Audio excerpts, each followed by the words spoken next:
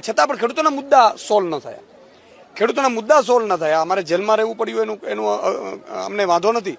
પછી નક્કી કર્યું છે આમ આદમી પાર્ટીએ કે આપણે ખેડૂતોના મુદ્દે ફરીથી આ મુદ્દા ઉપાડવાના છે. એટલે ભગવાન સોમનાથ મહાદેવના દર્શન કરી અને માનનીય પ્રવીણભાઈ રામ અને માનનીય મનોજભાઈ સોરઠિયાની આગેવાનીમાં યાત્રા વિવિધ વિધાનસભાઓમાં પસાર થશે સૌરાષ્ટ્રની.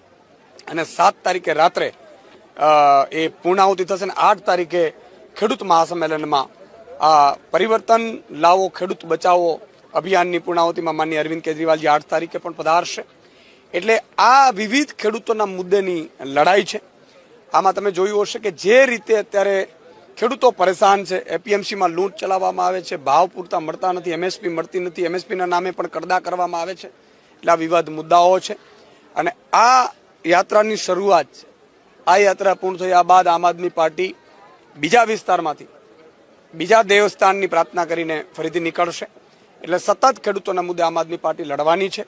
આજે અમને આનંદ એ વાતનો છે કે ખેડૂતો અમારી સાથે ખૂબ જોડાઈ રહ્યા છે. આ યાત્રામાં ખેડૂતોની વચ્ચે આ બધા આગેવાનો જશે, ખેડૂત સંગઠનોના આગેવાનો જશે, ખેડૂતોની સમસ્યાઓ પીડાઓ સમજશે.